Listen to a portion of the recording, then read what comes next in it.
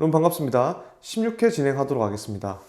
16회도 앞에 단원과 마찬가지로 전체 단원이 다 들어가 있기 때문에 부족하거나 아니면 내가 공부를 조금 더 해야겠다 하는 파트가 있으면 여러분들이 더 공부를 하시고 자기의 약점을 파악할 수 있는 그런 단원이라 생각하시고 공부를 하시면 됩니다. 제가 선정한 문제는 4번, 12번, 17번입니다. 제가 이렇게 문제를 보면서 여러분들이 어려운 만한 문제를 조금 선정을 했는데 제가 좀 고민을 좀 하면서 이 문제를 풀어야 될지 말아야 될지 한 문제가 하나 있었어요. 그 문제가 몇 번이냐고 하면 10번입니다. 10번. 10번은 여러분들이 켤레 복소수의 성질을 이용해서 문제를 푸는 문제인데 Z를 그냥 A 플러스 BI로 두고 풀면은 문제의 계산 과정이 굉장히 복잡해져가지고 여러분들이 풀 때 중간에 포기하는 경우가 생길 수가 있어요. 이 문제 같은 경우는 아예 그냥 접근을 할 때 Z를 A 플러스 BI라고 두지 말고 Z하고 Z바에 대한 성질을 조금 잘 활용을 하셔야 됩니다. 어쨌든 복소수가 실수라고 했으면 그 켤레 복소수도 실수가 된다. 그걸 이용하셔야 돼. 그래서 원래 바를 붙이기 전에 복소수하고 바를 붙인 후에 복소수가 서로 실수로서 같다 이렇게 두고 풀면 문제가 빨리 풀릴 것 같아요. 이 정도 힌트 드리고 문제 풀이 시작하도록 하겠습니다. 4번 문제는 간단한 문제인데도 불구하고 학생들이 많이 어려워하는 문제 중에 하나입니다. 문제 보시면은 임의 자연수 k에 대해서 x-k로 나눈 나머지가 k인 다항식 fx의 개수를 구하라고 했거든요. 그러면 우리가 일단은 나머지 정리에 의해서 1차식 x-k로 나왔으니까 나머지 정리에 의해서 fk는 k다 이 사실을 알 수가 있죠. k가 넘어가요. 넘어가면은 fk 빼기 k는 0이 되겠지. 그러면 이게 임의 자연수 k에 대해서 성립하니까 이 k를 우리가 x로 보더라도 문제가 없다는 겁니다. 얘를 x로 바꿔주시면은 fx 빼기 x는 0이 되죠. 우리가 원하는 게 뭐였어? fx였잖아, 그지? 그럼 여기서 fx 바로 뽑아낼 수가 있다 이 이야기입니다. 간단한데 학생들이 어려워하거든요. 그럼 fx는 뭐가 돼요? 넘어가면은 x로서 요 하나밖에 존재하지 않는다. 이게 결론이 되는 거죠. 그래서 정답은 여러분들 한 개, 2번이라고 하시면 됩니다.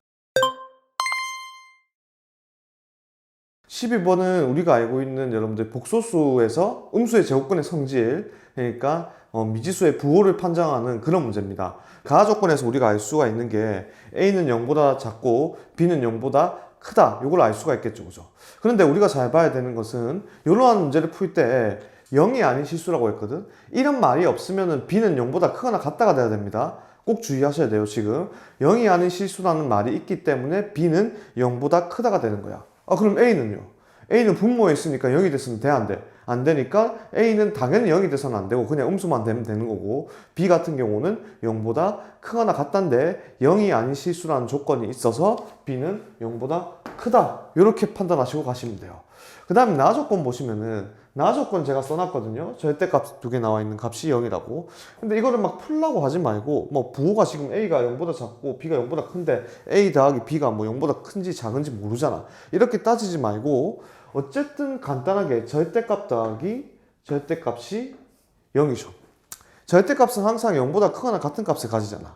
그죠? 근데 두 개 더해서 0이 돼. 두 개 더해서 0이라는 것은 둘 다 뭐가 될 수밖에 없어요. 0이 될 수밖에 없다는 뜻이죠. 그러니까 여기 A 더하기 B가 0이 되고 그 다음에 A 더하기 C 빼기 1이 0이 돼야 된다. 요 결론을 먼저 우리가 찾아내야 된다. 그래서 첫 번째 조건 보시면은 B는 마이너스 A 이렇게 할게요. 됐죠? 여기까지 A가 음수고 마이너스 붙이니까 뭐 B는 양수가 되는 건 당연한 거고 그 다음에 여기서 C를 뽑아내. C를 뽑아내면은 C는 마이너스 A 플러스 1. 근데 요 마이너스 A가 누구였습니까? 요 마이너스 A가 앞에서 B였죠. 그러면은 B 플러스 1이 된다. 그럼 누가 제일 큽니까? A는 음수니까 제일 작을 거고 B하고 C가 중에 누가 더 큰가? 그게 문제인데 B에다가 더하기 1을 해야지 누가 된다고? C가 된다고. 그래서 최종적인 답은 어떻게 돼요? C가 가장 크고 그 다음에 누구? B, 그 다음에 A 이렇게 되겠네요. 그죠? 그래서 답이 몇 번이 돼? 1번이 됩니다. 12번 문제풀이였습니다. 17번 같은 경우는 조금 문제가 특이해요.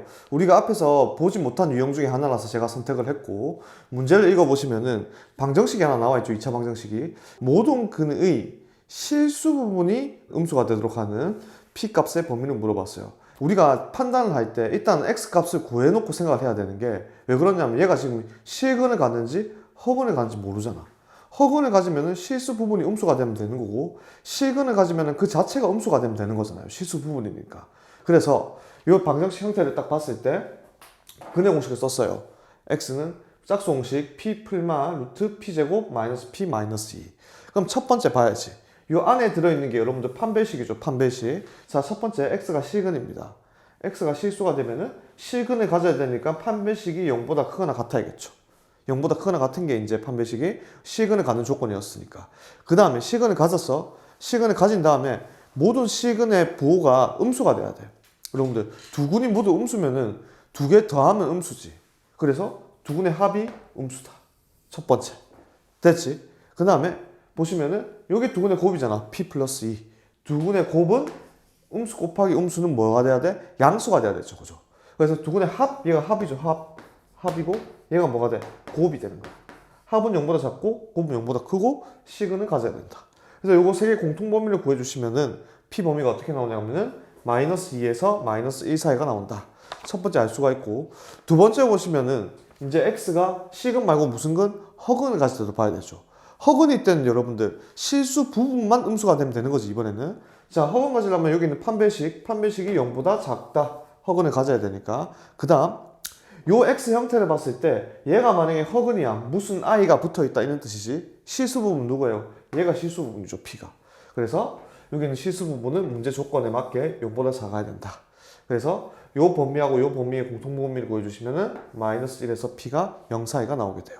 그래서 최종적으로 우리가 봐야 되는 것은 여기 있는 요 범위랑 요 범위의 공통 부분을 구해야 되잖아. 공통 부분 구하면 어떻게 됩니까? 공통 부분 구해주시면은 마이너스 2에서 p가 0 사이.